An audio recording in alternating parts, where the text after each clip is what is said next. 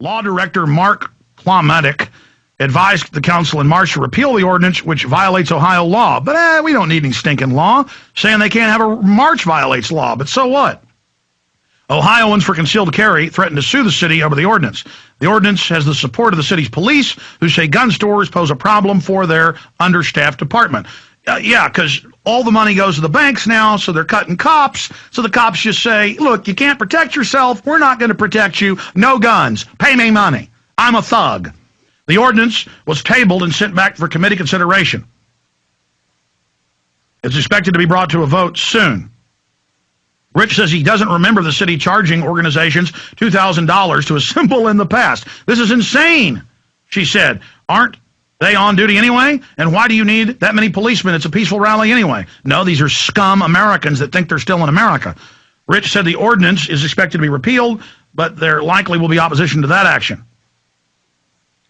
Well, there you go. That's America. And let me tell you, every time I go out and have a rally, almost every time I got to face down Austin cops that just absolutely don't know what country they're living in and think I'm bad. And all these people play into it going and getting the stinking permits. You don't need a stinking permit. My permit was paid for with the blood of our forefathers. It's called the First Amendment. If you don't like it, get out of my country. Leave. Stop telling me that this isn't a republic. Stop telling me that I don't have rights. Stop telling me that you're my master. You are not, scum. Do you understand that? I am the boss. I am a citizen. We run this country, not a bunch of offshore banks. Do you get that through your stinking head? And no amount of staged terror attacks, no amount of racist signs that you have your feds go out and put up blaming on us, no amount of your propaganda is going to work. That's why all the major news is losing its ratings. The newspapers are going bankrupt because everybody knows you're a pack of scum. Like, let me get to that right now. This is out of the Examiner. Hating the government finally goes mainstream. It says American as apple pie. 3 years ago, the American presidential candidate, Republican, let me continue. 3 years ago, the Republican establishment piled scorn on the presidential candidacy of Ron Paul. Today, he is in a statistical tie with President Obama in 2012, doing better than any other GOP candidate against him. His son, an ophthalmologist who's never run for elected office, is well ahead of not only the GOP's hand-picked candidate for the Senate in Kentucky, but also both Democratic contenders, all statewide office holders.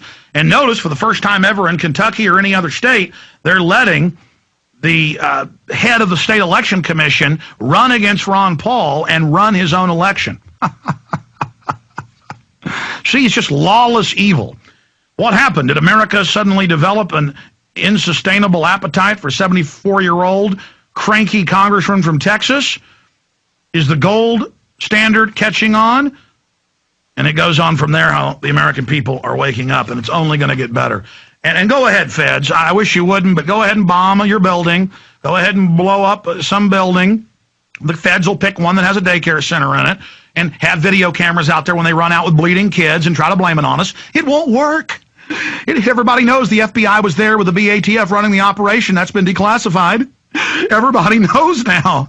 It's not going to work. Go ahead and try to set me up. Not going to work. None of it's going to work. Trash, you understand that? It's our country. It's over. There's nothing you can do. The idea's out there. Liberty's out there. Freedom's out there and growing. We know your tricks. More people are waking up every day and learning your tricks. And once we have your playbook, which we do have, once the general public has the playbook and finds out it's there and knows all your stinking tricks, game over, scumbags. Go ahead, have Barry Soetoro set off a nuke in America and blame it on the Patriots. That's not going to work either, trash. Game over, trash. We are on the march. The empire is on the run. Here's another one. 65% hold populist or mainstream views. This is Rasmussen polls. It says anti-government mistrust is at all-time highs. 65% of voters nationwide now hold populist or mainstream views of government. See, it's now mainstream. There's now sense. That's up from 62% last September and 55% last March. Oh, within another year or two, it'll be 70+%. Mainstream Americans tend to trust the wisdom of the crowd. more than their political leaders and are skeptical of both big government and big business. While Republicans and unaffiliated voters are more likely to hold mainstream views than Democrats. And see, a few years ago, mainstream would mean believing the government and the media. Now it's mainstream not to. A majority of those in the president's party, 51% hold such views. So a majority of Democrats don't trust the government. Only 4% now support the political class. Yeah, because that strongly don't like the government, 65, but strongly support the government, 4%. Only 4% now support the political class. These voters tend to trust political leaders more than the public at large and are far less skeptical about government. And most of them are on the government payroll. So there you have it. Kind of like most polls show over 90%, the lowest is in the mid-80s, know the government killed Kennedy. But they got less than 10% sitting up there on TV telling us we're all kooks. I've seen an Angus and Reid New York Times poll, 2006, 84% of Americans believe the government's lying about what really happened on 9/11.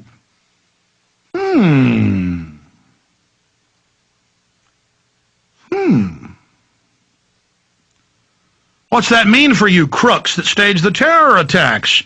You're going to sit up there thinking the public's weak-minded on your national television shows, slickly produced, telling us we're kooks and anti-American? It doesn't work anymore. When you go do anti-9/11 truth hit pieces, people who never thought it was an inside job start researching, and they go, wait a minute, if these guys are lying about everything else, and they stood to gain from it, I better look into it if the news is telling me 9/11 truthers want to kill Obama with no evidence. I better look into that. And they do look into it. And the rest is history. Okay, I've got stacks of these articles, and I'm going to cover it more. I want to go to calls here in a moment. But Tea Party pranksters rally against Real Group. This is out of KOB Eyewitness Television. You could call it a tax day trick. Fake signs are popping up around the metro area that advertise a fake Tea Party rally on tax day. The Albuquerque Tea Party doesn't know who's putting up the signs and trying to ruin the real Tea Party group. And what is it? Oh, there's signs all over the country popping up saying, I don't like the IRS N-word. I don't like Obama N-word. Or images of hillbillies with potbellies saying, I don't like the government. And this is a foundation-funded, Democratic Party-funded operation. AP's reported all the people that have been caught are linked into the coffee party started 2 months ago by an Obama high-level New York Times operative. All on record. And they had all this CNN, MSNBC coverage for a month, last April 15th, and their biggest rally had 14 people at it. Most of them had 1 to 3 in major cities. Yes, you can muster 3 people, U.S. government. Good job, trash. Good job, scum. The Albuquerque Tea Party says it's not responsible for these signs and not affiliated with anyone posting them around town. Anytime you stand up, somebody's going to want to stand up against you. Anytime you do something, you're going to have a naysayer. But see, now they're doing false flags. Now they're saying that they've rallied people in 65 major cities to go out and pose as racist and other things, just like the Black Congressional Caucus got caught a month ago with the health care passage, marching through the Tea Party, trying to get somebody to attack them or call them an N-word. And it didn't work. And now the media gets discredited further. And now people are having the idea introduced, well, wait a minute, who are these anarchists? Wait a minute, who are these people? Who are these groups? Why do they say they're anarchists, but they're literally, when you go to their events, they're a bunch of people wearing red stars and linen tattoos. I mean, literally, go to one. It'll blow you away. Cops have been caught all over the world, all over the U.S., posing as anarchists, attacking other officers. It's over, criminals. It's over. Oh, there's a long war coming up, an info war, and you're going to try to make it physical. And you're going to run hoaxes saying I'm calling for violence. And they're also going to pose as patriots and attack me. And they're also going to pose as white supremacists. Why do you think white supremacists for over a decade have made me their #1 enemy, called for my death, everything else? Because they're feds. Hal Turner, all of them. They've all been caught.